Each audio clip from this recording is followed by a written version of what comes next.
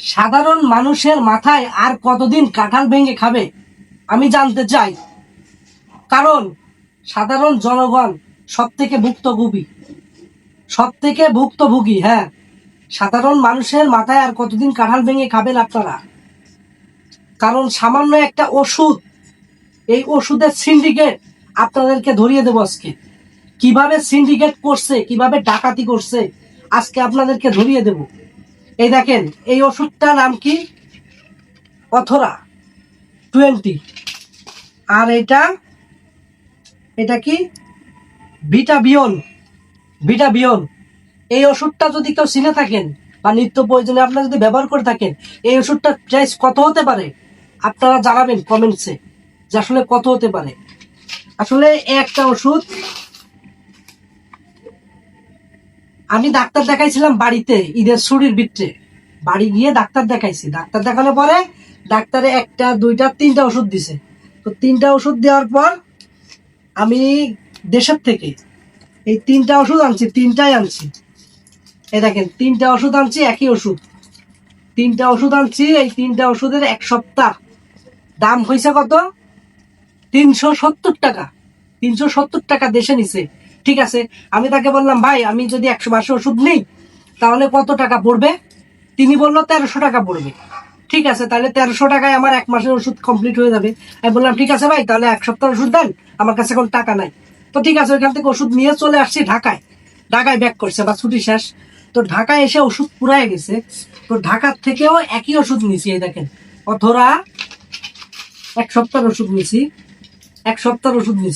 অথরা 1 সপ্তাহের ওষুধ নিছি ঢাকা থেকে 2টা। বলছি ভাই একটা 2টা দেন, 3টা লাগবে না। 3টা কিন্তু বাড়ির থেকে নিছি। বাড়িতে দাম নিছে কত?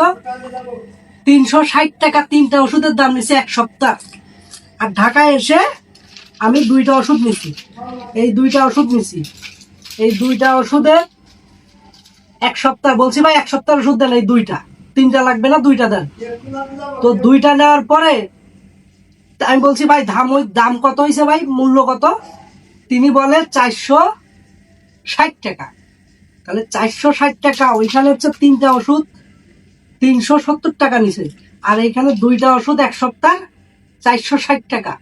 তাহলে 90 টাকা প্লাস বেশি হয়েছে। আমি বললাম, ভাই আমি তো দেশ থেকে ওষুধ নিলাম, দেশের থেকে, তো 360 টাকায় 3টা ওষুধ নিলাম, তিন রকম ওষুধ। আর আপনি 2 রকম ওষুধ দিলেন, আপনার রেট হলো 460 টাকা, উনার রেট হলো 370 টাকা।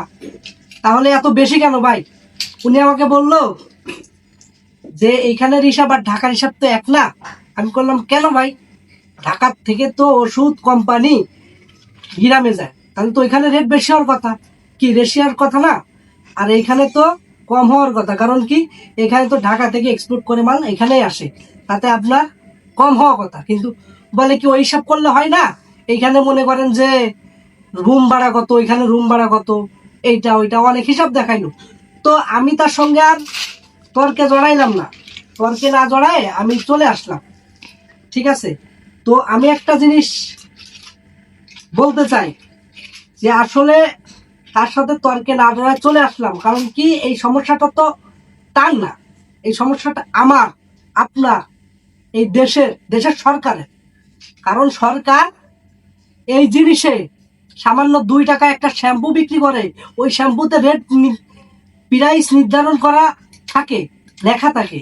কিন্তু এই যে ওষুধ, আপনার আমার সবার নিত্য প্রয়োজনীয় জিনিস, প্রতিদিন কম বেশি সবার ঘরে লাগে, সবারই লাগে। তাহলে এই জিনিসটাই কেন রেট থাকবে না? কেন প্রাইস লেখা থাকবে না? ওষুধ তো সবারই লাগে, কেন প্রাইস লেখা থাকবে না? 2 টাকার শ্যাম্পু যদি প্রাইস লেখা থাকতে পারে, এটাতে কেন থাকে না? এভাবে আর সাধারণ মানুষ কত ভুক্তভোগী হবে, কতভাবে কাঁঠাল ভেঙে খাবে সাধারণ মানুষের, আমি জানতে চাই।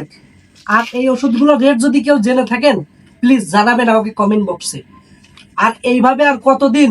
তাহলে এইখানে আমার 1 মাসের ওষুধ ঢাকা এসে নিতে গেলে কত টাকা লাগতেছে? 2000 টাকা প্লাস।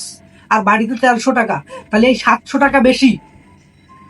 তাহলে কি, সবার একটাই আওয়াজ তুলতে হবে, এই ওষুধে মূল্য নির্ধারণ করা লাগবে বাধ্যতামূলক। সবাই আওয়াজ তুলবেন, আর সবার কাছে অনুরোধ, এই ভিডিওটা শেয়ার করে দিবেন। আপনি যদি প্রতিবাদ না করতে পারেন, আমি করতেছি, আপনার হয়ে আমি করতেছি। সবাই এই ভিডিওটা শেয়ার করে দিবেন। আর বাধ্যতামূলক প্রতিটা ওষুধের গায়ে মূল্য নির্ধারণ করা লাগবে। ধন্যবাদ সবাইকে।